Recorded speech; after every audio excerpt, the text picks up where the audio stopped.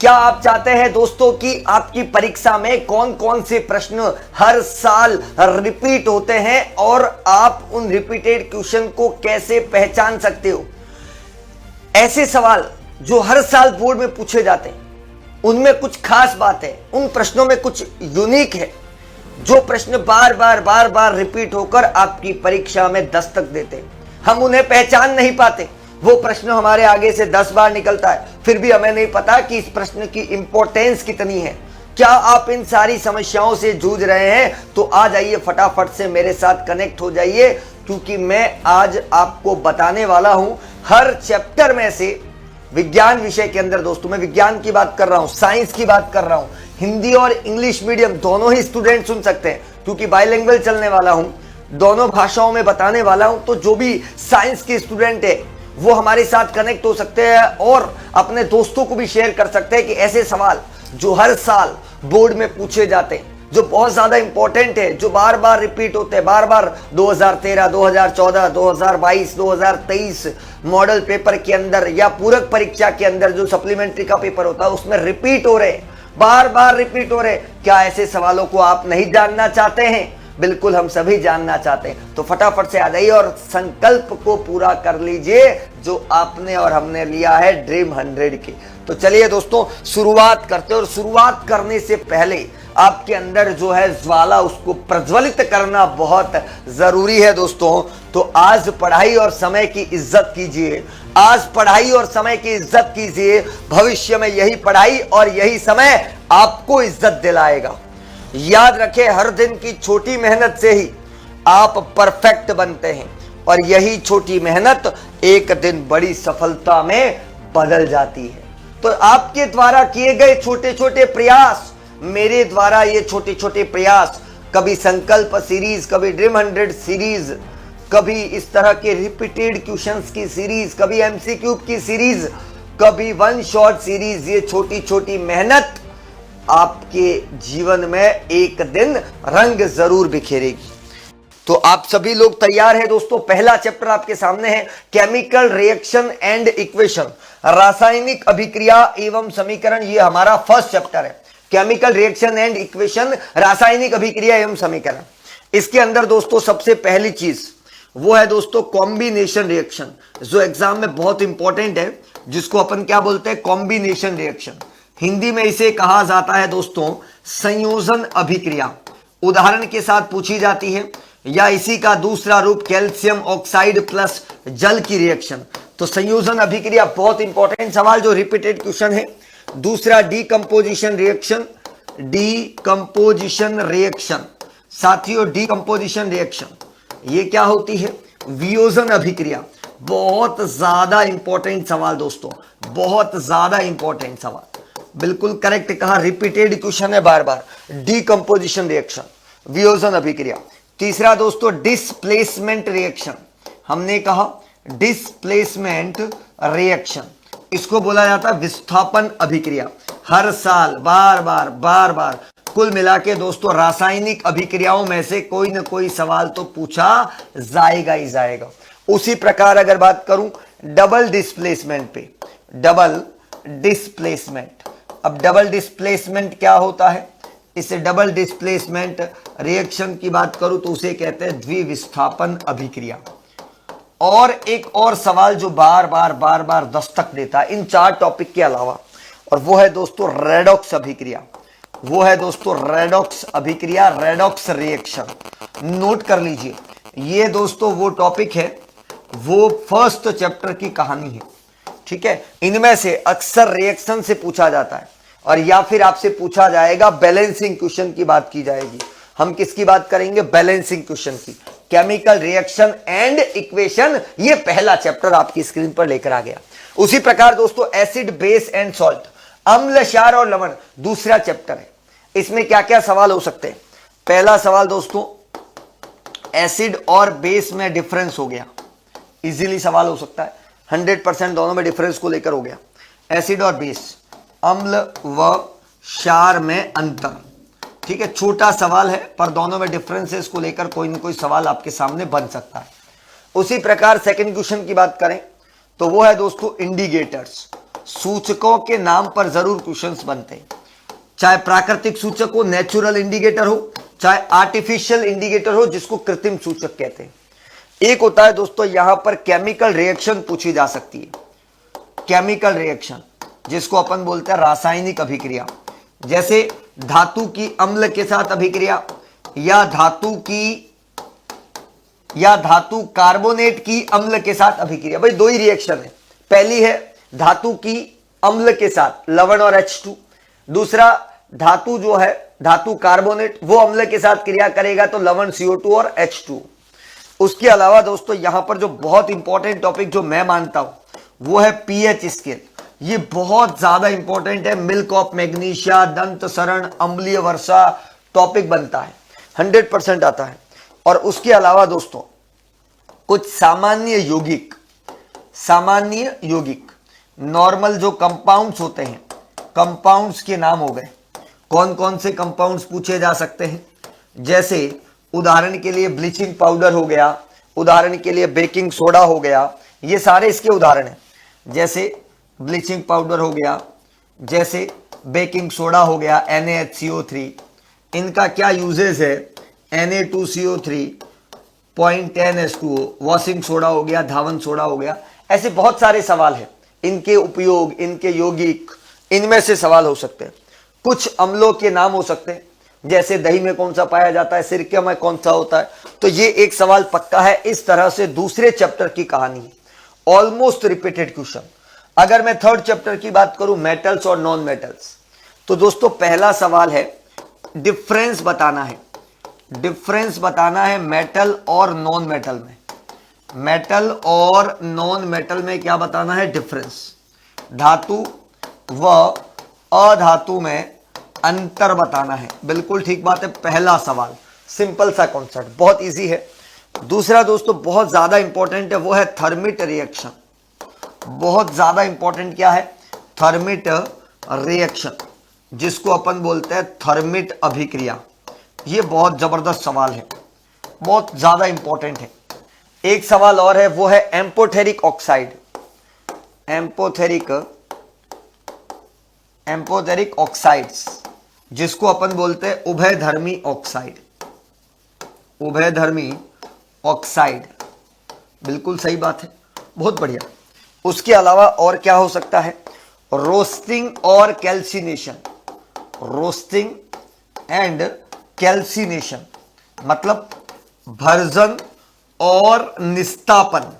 दोस्तों भर्जन व निस्तापन, ये वो सारे सवाल हो गए जो बहुत ज्यादा इंपॉर्टेंट है ना।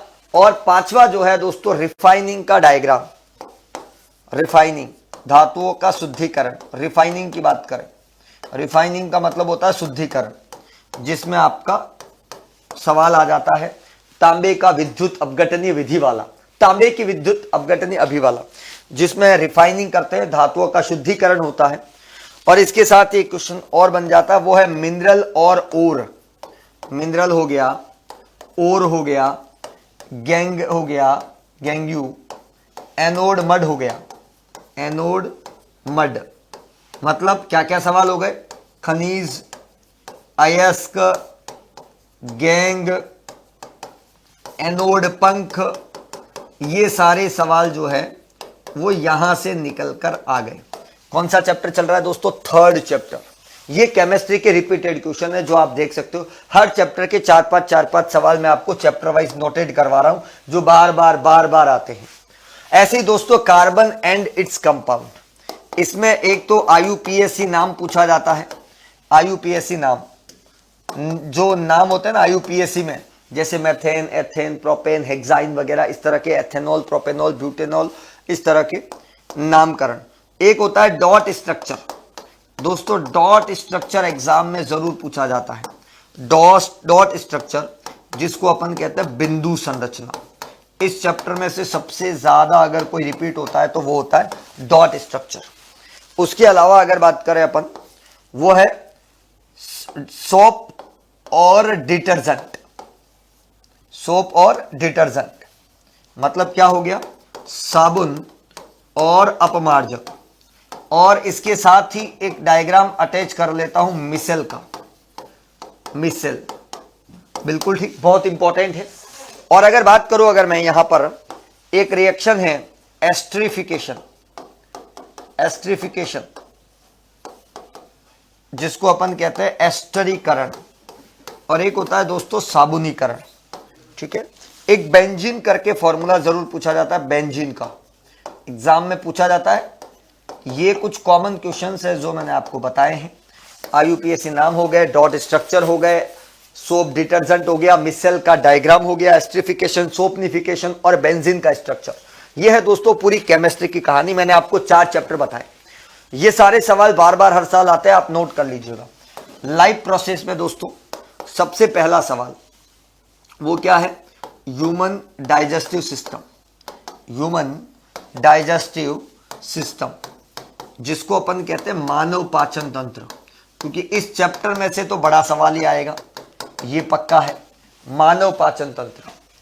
एक है दोस्तों यहां पर दूसरा सवाल, वो क्या है, respiration system, human respiratory system, human respiratory system, human respiratory system मतलब क्या हुआ, श्वसन तंत्र। कौन सा तंत्र, श्वसन तंत्र, मानव श्वसन तंत्र, बिल्कुल ठीक। इसमें एरोबिक और एनएरोबिक, एरोबिक और एनएरोबिक दोनों ही इंक्लूड हो गए, वायवीय और अवायवीय। तीसरा दोस्तों हार्ट, हृदय, ये इंपॉर्टेंट सवाल पूछने का दूसरा तरीका हो गया दोहरा परिसंचरण प्रणाली, दोहरा परिसंचरण प्रणाली या हृदय, एक ही बात है। क्लियर हो गई बात यहां पर। और एक लास्ट सवाल वो जो बार बार रिपीट होता है वो होता है एक्सक्रीटरी सिस्टम, जिसको अपन बोलते हैं उत्सर्जन तंत्र। इसमें क्या होता है, नेफ्रॉन का सवाल डाल दिया जाता है, नेफ्रॉन, इसमें ज्यादातर जो सवाल है वो नेफ्रॉन का डाल दिया जाता है, एक्सक्रीटरी सिस्टम। ये 4 बड़े सवाल है दोस्तों। मोस्टली इस चैप्टर में से बड़ा सवाल बनता है और बड़े सवाल को कई बार छोटे छोटे सवालों में तोड़ दिया जाता है। जैसे ह्यूमन डाइजेस्टिव सिस्टम है तो आमाशय हो गया, लीवर हो गया, इसमें कुछ सवाल हो गया, दांतों से हो गया, टीथ से। रेस्पिरेटरी सिस्टम में एरोबिक एनएरोबिक में डिफरेंस हो गया, एक ग्लूकोज का वो पूरा पाथ बताना है जिसमें 3 स्टेप्स होते हैं, है ना, वो पूरा बोर्ड आपको समझाना। हार्ट, हृदय की कार्य प्रणाली चित्र, दोहरा परिसंचरण प्रणाली वगैरह ये हो सकता है। एक्सक्रीटरी सिस्टम हो गया, दोनों तरफ किडनी बनाई, यहाँ पर जो है आपको यूरेथ्रा वगैरह, ब्लेडर, ये सब काम में लेकर पूरा डायग्राम समझ में आ गई बात आपको। जैसे किडनी हो गई, मूत्र नलिका हो गई, मूत्राशय, मूत्र मार्ग, सब कुछ मतलब। और नेफ्रॉन की बात करूं तो नेफ्रॉन का अलग हो गया यहाँ पर। जाइलम फ्लोएम में से कोई MCQ बन सकता है, छोटा सवाल। इस तरह के कुछ सवाल जो है बार बार रिपीट होते हैं। फिर बात करते हैं दोस्तों नियंत्रण एवं समन्वय, ये बायोलॉजी का चैप्टर है, कंट्रोल एंड कोऑर्डिनेशन। यहां पर अगर बात करें तो इंपॉर्टेंट सवाल क्या रहेगा दोस्तों, इसमें आपका ब्रेन बहुत इंपॉर्टेंट है, बार बार आता है मस्तिष्क, उसकी कार्य प्रणाली बहुत बार आ चुका है, बहुत बार। इसके अलावा दोस्तों रिफ्लेक्स आर्क, रिफ्लेक्स आर्क की बात करूं, प्रतिवर्ती चाप, रिफ्लेक्स आर्क मतलब प्रतिवर्ती चाप या प्रतिवर्ती क्रिया, ठीक है, रिफ्लेक्स आर्क, रिफ्लेक्स एक्शन भी लिख सकता हूं। और न्यूरॉन पर सवाल बनता है, न्यूरॉन, न्यूरॉन जिसको अपन बोलते हैं तंत्रिका कोशिका, 100% बनता ही बनता है। उसके अलावा दोस्तों प्लांट और एनिमल हार्मोन्स, हमने लिखा प्लांट हार्मोन्स और एनिमल हार्मोन्स, एनिमल हार्मोन्स, पादप व जंतु हार्मोन, बिल्कुल ठीक। उसके अलावा गतियां, प्रकाशानुवर्तन, है ना, गुरुत्वानुवर्तन, ये सब। तो ये इंपॉर्टेंट चैप्टर, इंपॉर्टेंट पार्ट जो है दोस्तों कंट्रोल एंड कोऑर्डिनेशन में से। क्लियर हो गई कहानी। अब चलते बायोलॉजी का अगला चैप्टर, जीव जनन कैसे करते हैं। इसमें male reproductive system, male reproductive system जिसको अपन बोलते हैं नर जनन तंत्र, बिल्कुल ठीक। दूसरा दोस्तों फीमेल रिप्रोडक्टिव सिस्टम, मादा जनन तंत्र, ठीक है, ये दो तो बहुत इंपॉर्टेंट है। उसके अलावा एसेक्सुअल रिप्रोडक्शन के पार्ट, वो सारे पार्ट, एसेक्सुअल रिप्रोडक्शन, अलैंगिक जनन, उसके सारे पार्ट, अलैंगिक जनन के सारे पार्ट कौन कौन से, जैसे द्विविखंडन, बाइनरी फिजन अमीबा में होता है, ऐसे बडिंग, मुकुलन किसमें होता है, यीस्ट और हाइड्रा, रीजनरेशन प्लेनेरिया, तो ये सारे सवाल यहां से निकल कर आते हैं। उसके अलावा अपरा प्लेसेंटा पर भी सवाल बनता है। फिर बात करते हैं हेरिडिटी। इसमें तीन ही सवाल है। पहला है मोनोहाइब्रिड क्रॉस, मोनोहाइब्रिड क्रॉस जिसे कहते हैं एक संकर संकरण, एक संकर संकरण, इसे कहा जाता है मोनोहाइब्रिड क्रॉस, एक संकर संकरण। दूसरा डाइहाइब्रिड क्रॉस, डाइहाइब्रिड क्रॉस, इसे कहा जाता है द्विसंकर संकरण, लॉ ऑफ डोमिनेंस और लॉ ऑफ इंडिपेंडेंट असॉर्टमेंट, स्वतंत्र अपव्यवन का नियम और प्रभाविता का नियम। एक आता है दोस्तों सेक्स डिटर्मिनेशन, है ना, इसमें क्या हो गया, लिंग निर्धारण, आरेख, ये सवाल, तीन सवाल है मोटे मोटे तौर पर। उसके अलावा मेंडल ने कौन सा पौधा चूज किया, आनुवंशिकता के जनक, फादर ऑफ जेनेटिक्स, इस प्रकार के सवाल। फिर बात करते हैं दोस्तों रिफ्लेक्शन एंड रिफ्रैक्शन। इसमें एक तो टॉपिक बन जाता है रिफ्लेक्शन पर, परावर्तन, जरा ध्यान दें, इस पर आ सकता है, इसका नियम वगैरह। एक सवाल बनता है जो बार बार बनता है, वो है डिफरेंस, अंतर का सवाल। किसमें अंतर हो सकता है, उत्तल और अवतल में हो सकता है ना, उत्तल लेंस, अवतल लेंस, उत्तल दर्पण, अवतल दर्पण, आभासी प्रतिबिंब, वास्तविक प्रतिबिंब। एक होता है दोस्तों स्नेल्स लॉ, बार बार आता है, स्नेल का नियम, जो कि अपवर्तन के नियम पर आधारित है, बिल्कुल करेक्ट। एक पावर ऑफ लेंस पर छोटा मोटा सवाल जरूर बनता है। इस चैप्टर से ज्यादातर डायग्राम की गुंजाइश है, है ना, स्थितियां पूछी जा सकती, मतलब यहां से आपका डायग्राम पूछा जाएगा, ये कंफर्म है, कोई न कोई सिचुएशन का। ये चैप्टर है दोस्तों कौन सा, यहां पर जो आपको बताया लाइट, बहुत इंपॉर्टेंट था। अब यहां पर बात करें ह्यूमन आई, मानव नेत्र, ह्यूमन आई, जिसको अपन बोलते हैं मानव नेत्र, ठीक है। उसमें डिफेक्ट आ गए आपके, डिफेक्ट में क्या क्या हो गया, एक तो हो गया आपका निकट दृष्टि दोष, जिसको अपन बोलते हैं मायोपिया, मायोपिया, निकट दृष्टि दोष। और एक होता है आपका हाइपरमेट्रोपिया, हाइपरमेट्रोपिया, दूर दृष्टि दोष। ये तो हो गए दोनों साथ ही, इनमें से एक सवाल पक्का। उसके अलावा दोस्तों स्टार्स, तारे क्यों टिमटिमाते, ग्रह क्यों नहीं, ठीक है, ये सवाल हो गया। और एक आध सवाल जो बार बार आता है वो है प्रिज्म, प्रिज्म से जुड़ा हुआ सवाल। यह है दोस्तों इस चैप्टर की कहानी, human I and colourful world. ऐसे ही दोस्तों अगर हम बात करें इलेक्ट्रिसिटी पर, विद्युत पर, इलेक्ट्रिसिटी इसका मतलब क्या हो गया, विद्युत। इसमें क्या क्या है, एक तो ओम्स लॉ बार बार आता है, हर साल अगर कुछ आता है तो वो है ओम का नियम, ठीक है साहब। दो फॉर्मूले है जो बहुत इंपॉर्टेंट है, एक तो है सीरीज कॉम्बिनेशन का और एक है पैरेलल कॉम्बिनेशन। इनका फॉर्मूला डिराइव करना है और इस पर न्यूमेरिकल भी बनता है, श्रेणी क्रम व समांतर क्रम, बिल्कुल ठीक। इस चैप्टर में से पूरे चैप्टर में एसआई यूनिट्स पढ़ लीजिए, 100% है, मात्रक, एसआई मात्रक, सबके मात्रक पढ़ लो, सारे फॉर्मूले लर्न कर लो, क्योंकि यहां से आपका न्यूमेरिकल क्वेश्चन पक्का है। आंकिक सवाल जो होता है ना, जिसको कहते हैं गणितीय प्रश्न, वो इसी चैप्टर में से निकल कर आने वाला है।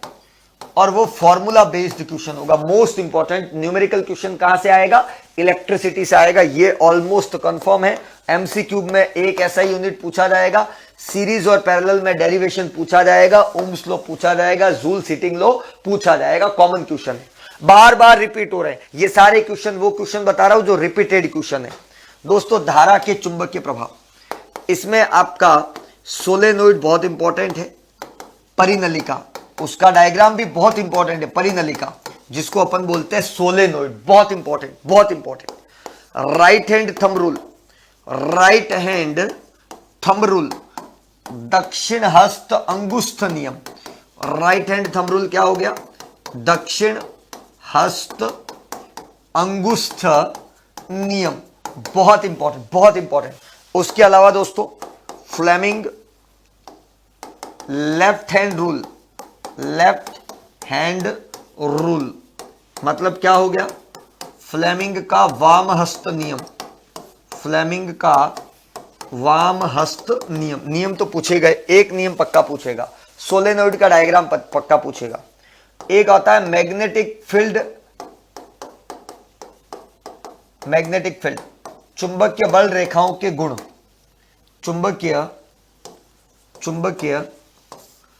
बल रेखाओं के, चुंबकीय बल रेखाओं के गुण। सिंपल सी कहानी, 100%। उसके अलावा आपसे क्या पूछा जा सकता है? शॉर्ट सर्किट हो गया, लघु पथन, ओवरलोडिंग हो गई है ना, या ओवरलोडिंग। कॉमन क्वेश्चन, दो के तो डायग्राम हो गए, मैग्नेटिक फील्ड का डायग्राम और सोलेनोइड का डायग्राम। दो रूल हो गए, right hand thumb rule, Fleming left hand rule. Short circuit और ओवरलोडिंग, जिसको हिंदी में कहते हैं लघु पथन और अतिभारण, ये दो चीजें, ये आपका हो गया कौन सा चैप्टर? धारा का चुंबकीय प्रभाव, magnetic effects of electric current. और लास्ट चैप्टर हमारा जो है दोस्तों वो है ओवर एनवायरमेंट, हमारा पर्यावरण। मोस्टली इसमें आता है ओजोन पर सवाल, मोस्टली। हाँ, मोस्टली इस पर सवाल कहां से आएगा? Ozone, most important. उसके अलावा अगर आता है तो एक आता है फूड चेन, खाद्य श्रृंखला, बिल्कुल ठीक बात है, खाद्य श्रृंखला। कभी कभार यहां से भी उठ जाता है खाद्य श्रृंखला। एक होता है दोस्तों बायोडिग्रेडेबल, बायोडिग्रेडेबल और नॉन बायोडिग्रेडेबल, ठीक है, जैव निम्नीकरण व अजैव निम्नीकरण, ये इंपॉर्टेंट सवाल है।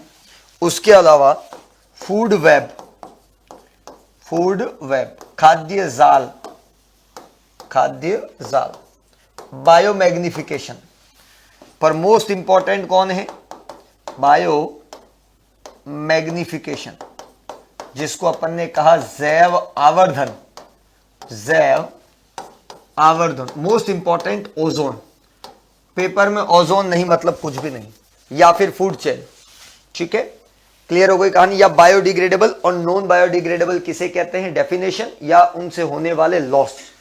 ये सारे दोस्तों पूरे साइंस के जितने भी चैप्टर्स है, चैप्टर वाइज 4-5 सवाल जो हर साल क्या हो रहे हैं, रिपीट हो रहे हैं। ये रिपीट होने वाले क्वेश्चंस है जिनको अगर आप पढ़ेंगे तो भी आपका मैक्सिमम स्कोर कवर्ड हो जाएगा, लगभग पेपर आपका सॉल्व हो जाएगा, आपके मुट्ठी में रहेगा। अगर आप चाहते हैं कि आपका पेपर आपके मुट्ठी में रहे, अगर आप चाहते हैं कि आपकी पढ़ाई स्मूथ हो जाए, तो ये वीडियो आपके लिए बहुत ज्यादा काम का है, क्योंकि इसमें सारे क्वेश्चंस वो बताएं जो बार बार एग्जाम में पूछे जा रहे हैं।